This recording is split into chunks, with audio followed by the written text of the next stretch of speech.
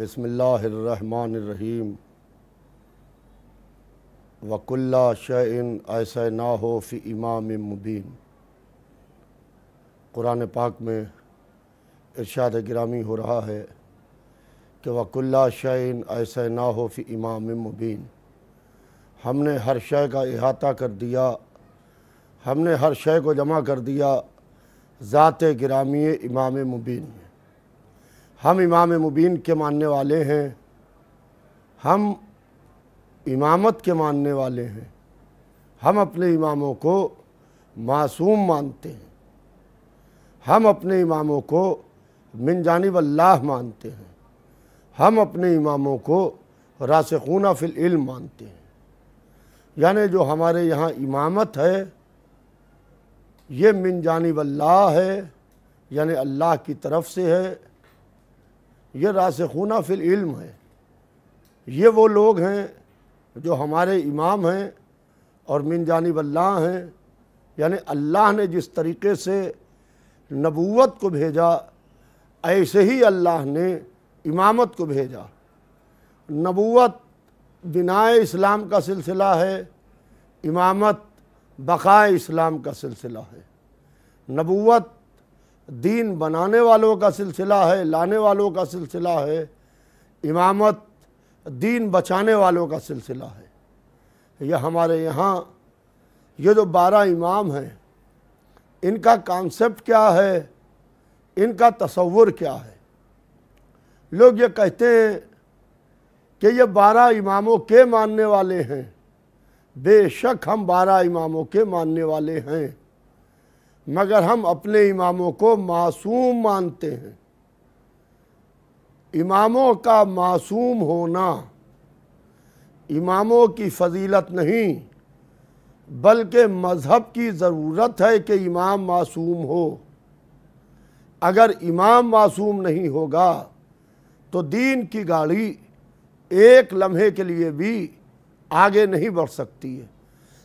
اس لیے اماموں کا معصوم ہونا بہت ضروری ہے، کیونکہ عصمت ہمارے یہاں عصمت وہ خاص شے ہے جو اللہ امام معصوم کو عطا کرتا ہے۔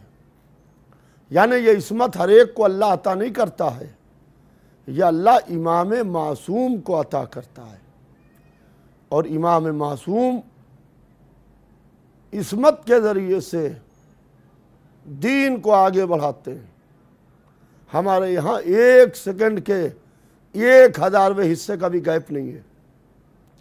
ہم نے اسلام کو غدیر سے لیا ہے، زمانے نے اسلام کو غدیر سے نہیں لیا، اس نے اسلام کو سقیفہ سے لیا ہے۔ یعنی غدیر میں اللہ کے رسول نے کہا تھا کہ من کنتو مولا ہو فہذا علی مولا، جس کا میں مولا ہوں اس کا یہ علی مولا ہے۔ زمانے نے رسول کی آنکھ بند ہونے کے بعد مولا علی کو نہیں مانا اور انہوں نے انکار کیا، اور انہوں نے سقیفہ میں دوسروں کو بنا لیا خود۔ تو اب اسلام میں 2 لائنیں چلیں، ایک وایا امامت چلی، ایک وایا خلافت چلی۔ جو وایا امامت چلی اس میں ہمیں حسین ابن علی ملتے ہیں، جو وایا خلافت چلی اس میں ہمیں یزید ملتا ہے۔ اب یہ زمانے کو غور کر کے سوچنا چاہیے ہے کہ وہ امامت کے راستے پر چلے گا یا خلافت کے راستے پر چلے گا۔ یہ خود طے کرنے کی چیز ہے، اس لیے کہ اللہ نے سب کو عقل عطا کی ہے، اور خالی عقل نہیں عطا کی ہے بلکہ آزاد چھوڑا ہے کہ تم چاہو تو جو سا راستہ چاہے چن لو۔ لا اکراہ فی الدین، دین میں کوئی جبر نہیں ہے، دین میں کوئی زبردستی نہیں ہے۔ اگر امامت کے راستے پر چلنا چاہو تو امامت کے راستے پر چلو، اگر خلافت کے راستے پر چلنا چاہو تو خلافت کے راستے پر چلو، مگر خلافت زمانے والوں کا بنایا ہوا راستہ ہے جو رسول اللہ کے بعد بنایا گیا، اور امامت وہ راستہ ہے جس کو اللہ نے بنایا۔ اب زمانہ یہ طے کرے کہ اللہ کے راستے پر آگے بڑھے گا کہ خلافت کے راستے پر آگے بڑھے گا۔ یہی سلسلہ امامت ہے ہمارے یہاں، جس سلسلہ امامت میں ہم نے پورے سلسلہ امامت کو مانا، یعنی ہم نے مولا علی کو مانا، مولا علی کے فوراً بعد ہم نے امام حسن علیہ السلام کو مانا، امام حسن علیہ السلام کے فوراً بعد امام حسین علیہ السلام کو مانا، امام حسین علیہ السلام کے بعد ہم نے اس نسل پاک کو مانا جو امام حسین علیہ السلام کی نسل پاک سے امامت چلی، اور یہ سلسلہ منزل بہ منزل آگے بڑھتا ہوا ہمارے 12ویں امام سے جا کے مل جاتا ہے، یعنی حضرت امام مہدی سے جا کے مل جاتا ہے۔ ہم اس نورانی سلسلے کو مانتے ہیں، امام مہدی کو مانتے ہیں۔ لوگ کہتے ہیں کہ آپ کے امام غائب ہیں، تو غیبت سے فائدہ کیا ہے؟ تو سوال یہ ہے کہ خالی امام غائب نہیں ہے، کتنی غیبتیں یہ مسلمان مانے بیٹھا ہے۔ اللہ غائب ہے، جنت غائب ہے، کوثر غائب ہے، میزان غائب ہے، پل صراط غائب ہے، ساری غیبتوں پر یقین ہے، ساری غیبتوں پر یقین ہے، بس 12ویں کی غیبت پر انکار ہے۔ ہمارے امام غائب ہیں، کہا غائب ہیں تو کہاں ہیں؟ ہم نے کہا عیسیٰ کہاں ہیں؟ کہا چرخ چہارم پر ہیں، چوتھے آسمان پر ہیں۔ کیا کوئی مسلمان جناب عیسیٰ سے مل کے آیا؟ کیا جناب عیسیٰ کے پیچھے اس نے 2 رکعت نماز پڑھی؟ کیا چرخ چہارم پر جا کے جناب عیسیٰ سے مصافحہ کیا؟ کہا نہیں کیا۔ پھر کہاں ہیں؟ کہا غائب ہیں۔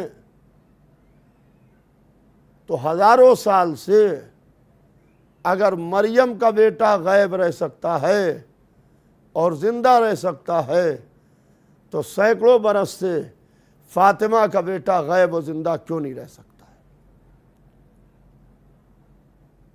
سینکڑوں برس سے فاطمہ کا لال غائب و زندہ کیوں نہیں رہ سکتا ہے؟ کہا غیبت سے فائدہ کیا ہے؟ پہلے آپ جس کو غائب مانے بیٹھے ہیں ان کی غیبت سے فائدہ بتائیے کہ اس کی غیبت سے یہ فائدہ ہے، پھر ہم بتائیں گے 12ویں کی غیبت سے فائدہ کیا ہے۔ ہم نے 12 کو مانا اور 12واں غائب ہے اور زندہ ہے۔ ہم اس انتظار میں ہیں کہ وہ آئے گا انشاءاللہ۔ ہم ایک امید کی کرن لگائے ہوئے انتظار کر رہے ہیں۔ انتظار ہمارا مذہب ہے، انتظار ہمارا عقیدہ ہے۔ جو لطف انتظار میں ہے وہ لطف کسی اور شے میں کہاں؟ لہذا ہم انتظار کر رہے ہیں۔ کس کا انتظار؟ اپنے زمانے کے امام کا انتظار۔ اور رسول اللہ نے بھی ایک انتظار کیا، رسول اللہ نے مولا علی کا انتظار کیا، اور جب انتظار کی گھڑی تمام ہوئی تو وہ پشت کعبہ پر آئے اور دیوار کعبہ میں در بنا، مولا علی کو آغوش میں لیا اور لے کے کہا خصصتنی بالنظر وخصصتک بالعلم، تم نے مجھے اپنی نگاہ سے مخصوص کیا، میں نے تمہیں اپنے علم سے مخصوص کیا۔ اور رسول اللہ نے مولا علی کا انتظار کیا۔ جابر ابن عبداللہ انصاری نے امام محمد باقر کا انتظار کیا۔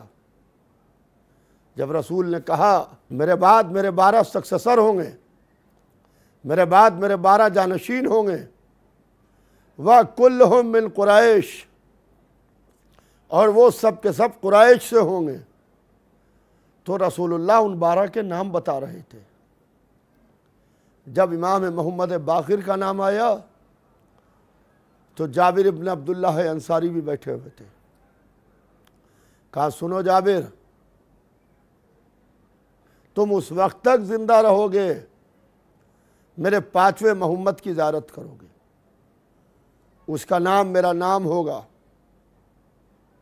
اس کا انداز میرا انداز ہوگا، اس کی رفتار میری رفتار ہوگی، اس کی گفتار میری گفتار ہوگی، اس کا علم میرا علم ہوگا، اس کی سیرت میری سیرت ہوگی۔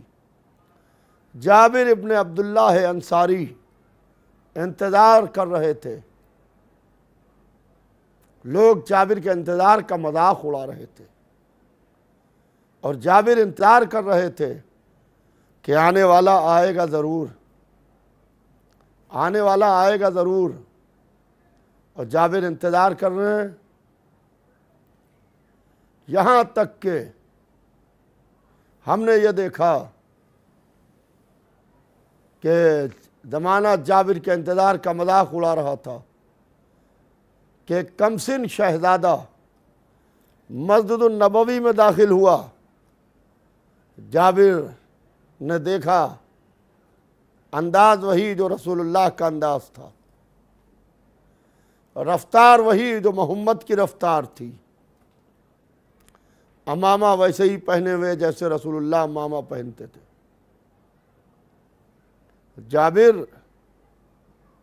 نے کہا صاحبزادے ذرا آگے آئیے، امام آگے بڑھے، کہا صاحبزادے ذرا پیچھے ہٹیے، امام پیچھے ہٹے، امام پیچھے ہٹے، وہ رفتار سے رفتار ملا رہے تھے، امام نے علم سے علم ملا دیا۔ کہا جابر وہ امانت کیوں نہیں پہنچاتے جو میرے جد نے تمہارے حوالے کی ہے؟ تو جابر نے کہا کہ آپ کے جد نے آپ کو سلام کہلوایا ہے۔ تو امام نے کہا وعلیک السلام یا جدہ، اے میرے جد آپ کو میرا سلام ہو، آپ پر بھی میرا سلام ہو، وعلیک السلام یا جدہ۔ یہی تو فرق ہے امامت میں اور عام لوگوں میں۔ جب ہم کہتے ہیں السلام علیکہ یا رسول اللہ، امت کیا ہے؟ امت وہ ہے جو محمد کو سلام کرے، اطرت وہ ہے جسے محمد سلام کرے۔ جابر نے 5ویں کا انتظار کیا، اور بحمدللہ آج ہم 12ویں کا انتظار کر رہے ہیں، آج ہم 12ویں محمد کا انتظار کر رہے ہیں۔ آج ہم بھی ایک انتظار میں بیٹھے ہوئے ہیں کہ ایک آنے والا آئے گا ضرور، ہم بھی انتظار کر رہے ہیں، لوگ ہمارے انتظار کا مذاق اڑا رہے ہیں کہ آپ کیسے انتظار کر رہے ہیں، کوئی آئے گا نہیں۔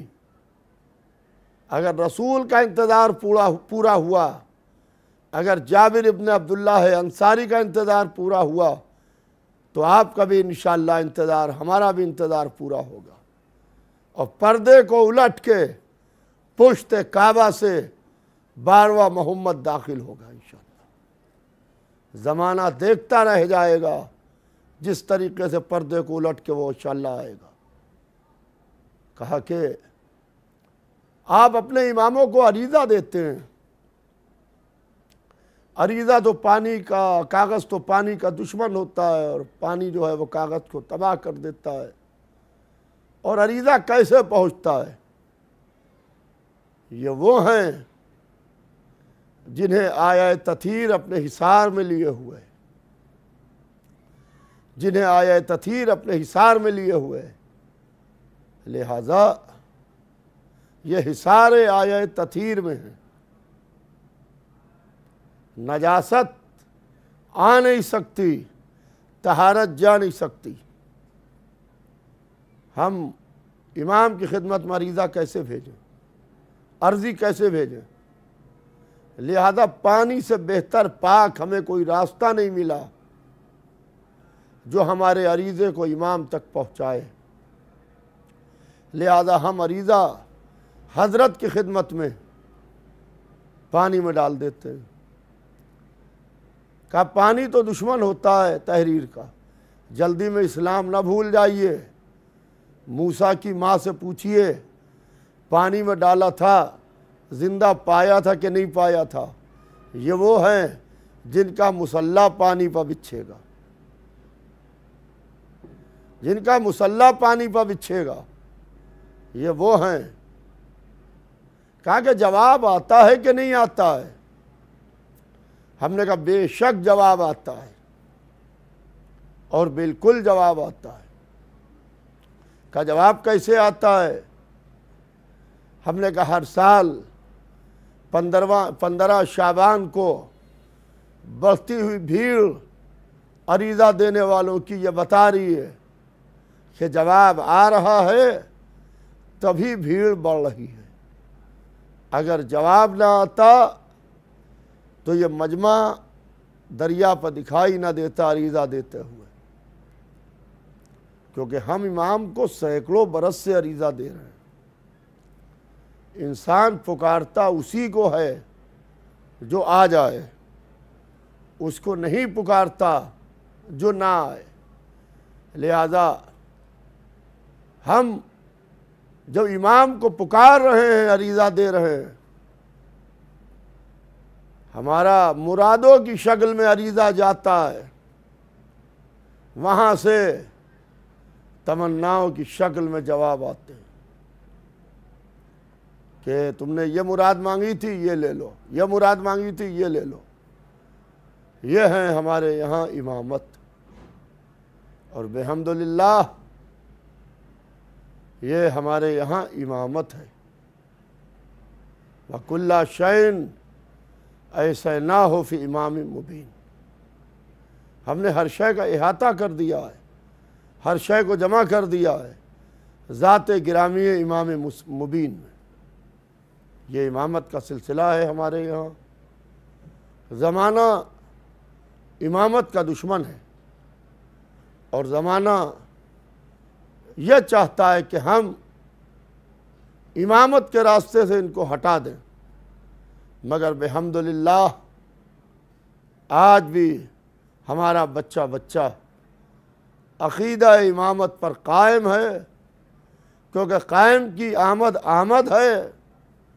لہذا ہم سب اپنے زمانے کے امام کا انتظار کر رہے ہیں، کیونکہ کوئی آنے والا ہے اور وہ پشت کعبہ سے آئے گا، وہ دروازہ کعبہ سے نہیں آئے گا، وہ پشت کعبہ سے آئے گا۔ کیونکہ رسول نے کہا ہے، جب 12ویں کا نام لیا تو یہ کہا کہ وہ پشت کعبہ سے ظاہر ہوگا، دروازہ کعبہ سے نہیں ظاہر ہوگا۔ تو اب یہ ہماری سمجھ میں آتا ہے کہ دیوار کعبہ میں جو در بنا ہوا ہے، جو در بنا ہوا ہے دیوار کعبہ میں، وہ بھر نہیں رہا ہے۔ زمانہ لاکھ کوشش کرتا ہے کہ وہ در بھر جائے، وہ در بھر جائے، وہ در بھر جائے، مگر وہ در بھر نہیں پا رہا ہے۔ وہ در کیوں نہیں بھر پا رہا ہے؟ وہ در اس لیے نہیں بھر پا رہا ہے کیونکہ اس در سے کوئی آنے والا ہے، اور گھر اللہ کا ہے، نشان علی کا ہے۔ تم ہر جگہ سے علی کا نشان مٹانے کی کوشش کرو گے، مگر جب تک اللہ کا گھر باقی رہے گا تب تک یہ نشان باقی رہے گا، یہ در بھر نہیں پائے گا۔ آج زمانے نے کتنی ترقی کر لی، زمین کے اندر سے راستے نکال لیے، فضاؤں میں راستے تلاش کر لیے، پہاڑوں کے سینے چاک کر کے راستے نکال لیے، مگر ایک کالے پتھر کی عمارت جس کا نام کعبہ ہے، اس کا ایک در نہیں بھر پا رہے ہیں۔ کیوں نہیں بھر پا رہے ہیں؟ کیونکہ اس دروازے سے کوئی آنے والا ہے، لہذا وہ در بھر نہیں پا رہا ہے، تاکہ زمانہ دیکھ لے کہ جس دروازے سے پہلا ملا تھا اسی دروازے سے 12واں ملے گا، جہاں سے مولا علی ملے تھے اسی دروازے سے امام مہدی ملیں گے۔ میری جدہ کا ایک شعر ہے کہ چرخ سے حضرت عیسیٰ نے یہ پوچھوایا ہے، چرخ سے حضرت عیسیٰ نے یہ پوچھوایا ہے، کب حضور آئیں گے، کس وقت جماعت ہوگی۔ جناب عیسیٰ بھی انتظار کر رہے ہیں، ہم بھی انتظار کر رہے ہیں، آپ بھی انتظار کر رہے ہیں، لہذا انشاءاللہ اللہ کی حجت جس وقت آئے گی اس دن انتظار پورا ہوگا، عدل و انصاف کی حکومت قائم ہوگی، زمین کے اوپر عدل و انصاف کی حکومت قائم ہوگی، یعنی اللہ خزانوں کے منہ کھول دے گا اور عدل و انصاف کی حکومت کو قائم کرے گا، تاکہ ہر طرف عدل ہی عدل ہو، ہر طرف انصاف ہی انصاف ہو، اور کوئی ایسا نہ ملے گا جس کے پیٹ میں روٹی نہ ہو، جس کے تن پر لباس نہ ہو، جس کے سر پر چھت نہ ہو۔ مولا علی نے اپنے مختصر سے دور خلافت میں یہ کہا تھا